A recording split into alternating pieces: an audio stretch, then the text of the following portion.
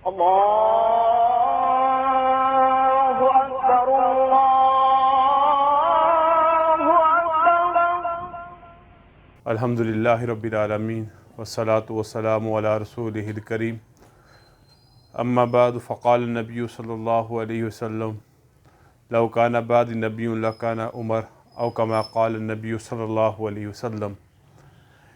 بے شمار حمد و ثناء اللہ رب العزت کے لیے جو خالق کائنات، مالک ارض و سما اور رازق کل مخلوقات ہے، اور بے شمار درود و سلام ہو حضور اکرم، حضور محترم، سرکار دو عالم، ہادی برحق، امام الانبیاء، خاتم النبیین، حضور اکرم صلی اللہ علیہ وسلم کی ذات مبارکہ پر. آج کی اس گفتگو میں ہم حضرت عمر فاروق رضی اللہ تعالیٰ عنہ کے حوالے سے گفتگو کریں گے. اگرچہ ان کے فضائل و مناقب بہت زیادہ ہیں، لیکن ہم حضرت عمر فاروق رضی اللہ تعالیٰ عنہ کی زندگی کے حوالے سے دو پہلوؤں پہ گفتگو کریں گے. ان میں سے ایک پہلو ہے موافقات عمر اور دوسرا پہلو ہے اولیات عمر. اولیات عمر، حضرت عمر فاروق رضی اللہ تعالیٰ عنہ نے اپنے زمانہ خلافت میں جب آپ امیر المومنین بنائے گئے، خلیفہ ثانی کا تقرر ہوا حضرت ابوبکر صدیق رضی اللہ تعالیٰ عنہ کے بعد، تو حضرت عمر فاروق رضی اللہ تعالیٰ عنہ نے جو کام کیے، جو ان کی اولیات کہلاتے ہیں، جن کی ابتدا انہوں نے کی، جس کام کو انہوں نے شروع کیا، جس کا انہوں نے اجرا کیا، ان کاموں کو اولیات عمر کہتے ہیں. اور یہ بہت بڑی خدمت ہے کسی بھی ریاست اور مملکت کے نظم و نسق کو چلانے میں. حضرت عمر فاروق رضی اللہ تعالیٰ عنہ نے اپنے زمانے میں بیت المال کا ایک پورا نظام قائم کیا. بیت المال پہلے جو غزوات ہوئے نبی علیہ السلام کے زمانے میں، اس کے بعد ابوبکر صدیق کے زمانے میں جو جنگی مہمات ہوئیں، جو مال غنیمت حاصل ہوتا تھا اس کو اسی وقت مجاہدین میں تقسیم کر دیا جاتا تھا. حضرت عمر فاروق رضی اللہ تعالیٰ عنہ نے اس نظام کو بدلا.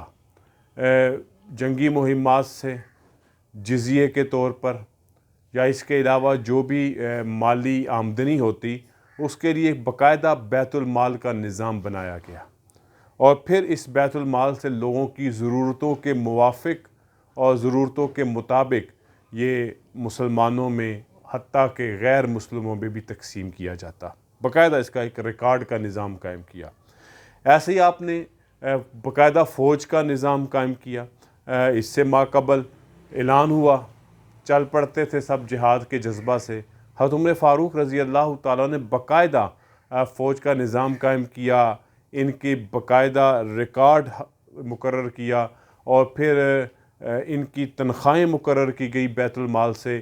اسی طرح ان کے لیے چھٹیوں کا نظام، اور پھر جب کوئی مہم پہ بھیجنی ہے کسی گرم علاقے کی طرف، اس کی فوج علیحدہ تھی. کسی سرد علاقے کی طرف اگر فوج بھیجی جا رہی ہے تو اس کا فوج کا نظام مختلف تھا. ایسے ہی لشکروں کی تعداد کا تعین کیا گیا کہ کتنے لوگ، کتنوں کا دستہ مقرر کیا جائے گا. ایسے ہی آپ نے نظام پولیس، فوج کا کام تو سرحدی معاملات کو دیکھنا تھا اور مہمات میں اپنی کارکردگی کو دکھانا تھا.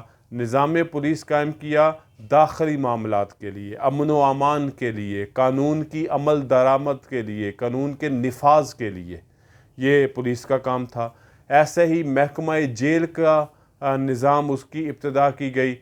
باقاعدہ جیل کا نظام، سزائیں، تعزیرات میں مجرم کو قید و بند میں رکھا جائے کچھ عرصے کے لیے، اس کے لیے کوئی سزا مقرر کی جائے.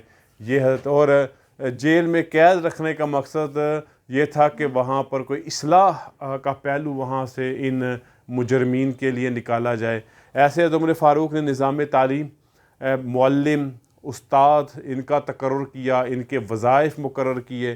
بلکہ ایک چھاپہ مار ٹیم تھی جو دور دراز علاقوں میں جا کر لوگوں سے ان کی خواندگی کے متعلق، ان کی تعلیم کے متعلق پوچھ گچھ کرتی تھی.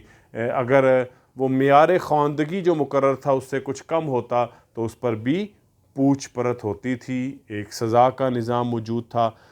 نظام عدل کو باقاعدہ اس کو ایک نظام مستحکم دیا، قاضی مقرر کیے، اور پھر ایک عدالتی نظام اور ان کے وظائف کا تقرر کیا۔ ایسے ہی مسافر خانے، لوگ اس وقت جب سفر کرتے تھے، کہیں پہ منزل آ گئی ہے، کہیں پہ ٹھہرنا ہے، تو وہاں پہ حکومت کی طرف سے مسافر خانے تھے، مہمان خانے شہروں میں تھے کہ وہاں پر لوگ رہ سکیں، اور یہ سارے اخراجات ریاست اٹھاتی تھی۔ حضرت عمر فاروق اپنے بیت المال سے اس کا جو ہے خاص بجٹ مقرر کیا ہوا تھا۔ مسجدوں میں چراغ جلانے کا، روشنی کا انتظام، رستوں میں روشنی کا انتظام اور چراغ جلانے کا اہتمام، مردم شماری کروائی جی حضرت عمر فاروق نے۔ زمین کی پیمائش، جاگیرداری نظام کو ختم کیا، ایک حد مقرر کی کہ اس سے زیادہ زمین کسی کے پاس نہیں ہونی چاہیے۔ انتظامی معاملات کو دیکھنے کے لیے صوبوں میں اپنی ریاست کو تقسیم کیا، جو اس وقت 22 لاکھ مربع میل تک پہنچ چکی تھی۔ ہر صوبے کا گورنر، اس کا اپنا ایک نظام، اس کا اپنا ایک قاضی، اس طرح کا پورا نظام مقرر کیا۔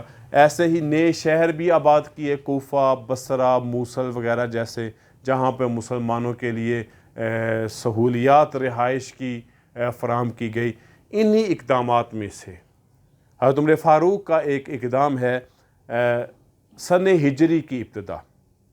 سال کب سے ہونا چاہیے، اس کا اندازہ کب سے مقرر ہونا چاہیے۔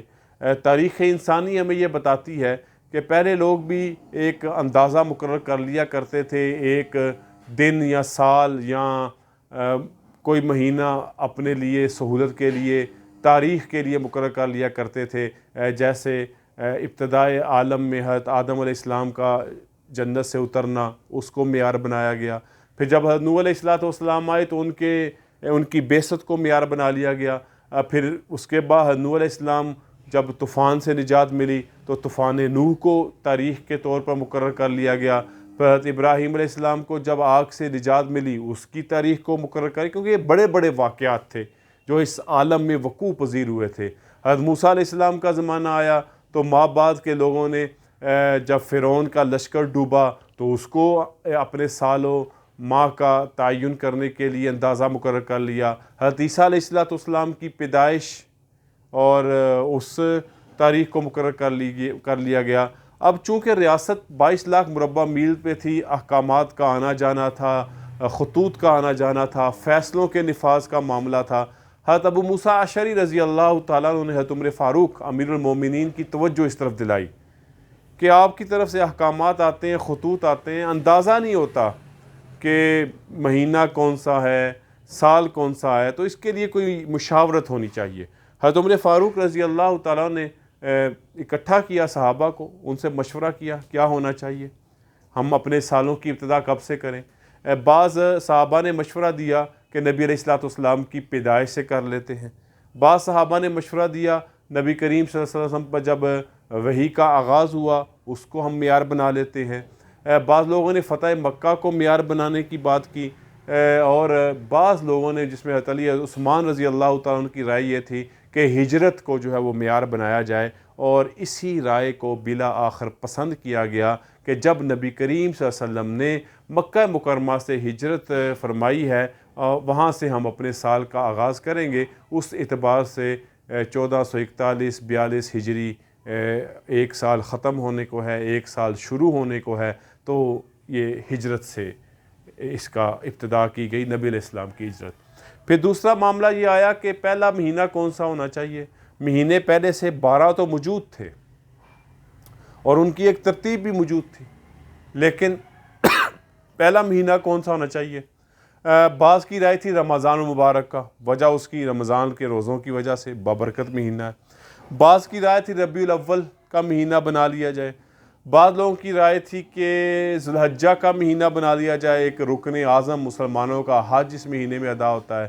اور ایک رائے یہ آئی کہ محرم کو بنایا جائے، کیونکہ اس بارے میں کہا جاتا ہے کہ نبی علیہ السلام ذی الحجہ میں جو انصار مدینہ سے ملاقات ہوئی تھی، انہوں نے جب دعوت دی تھی مدینہ طیبہ آنے کی، نبی علیہ السلام کا ارادہ بن چکا تھا، اور نبی علیہ الصلوۃ والسلام نے بعد میں صحابہ کو اجازت بھی دے دی، اور یہ محرم سے صحابہ کی ہجرت کا سلسلہ شروع ہو گیا تھا، اگرچہ اللہ کے نبی نے ابھی ہجرت نہیں فرمائی تھی جب تک اللہ کا حکم نہیں آیا اور آپ نے ربیع الاول کے مہینے میں ہجرت فرمائی، تو لہٰذا محرم سے سلسلہ شروع ہو چکا تھا، اس لیے محرم کے مہینے کو سال کا پہلا مہینہ مقرر کیا گیا۔ اسی وجہ سے یکم محرم جو ہے ہمارا نیا ہجری سال ہے، اور جہاں پہ یہ ہمارا پہلا مہینہ ہے، پہلا ہمارا یکم ہجری سے پہلا دن ہے نئے سال کا، اسی طرح یہ دن حضرت عمر فاروق کی شہادت کا بھی دن ہے۔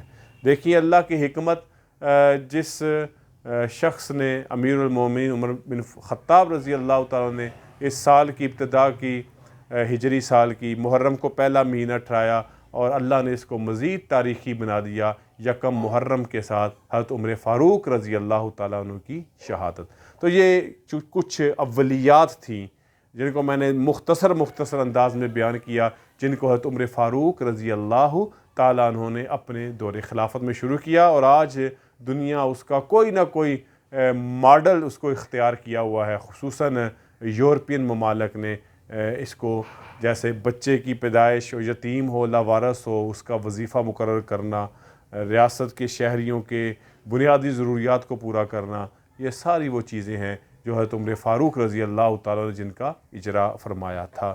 یہ اولیات عمر ہیں جن کی ابتدا اور اجرا حضرت عمر فاروق رضی اللہ تعالیٰ نے فرمایا۔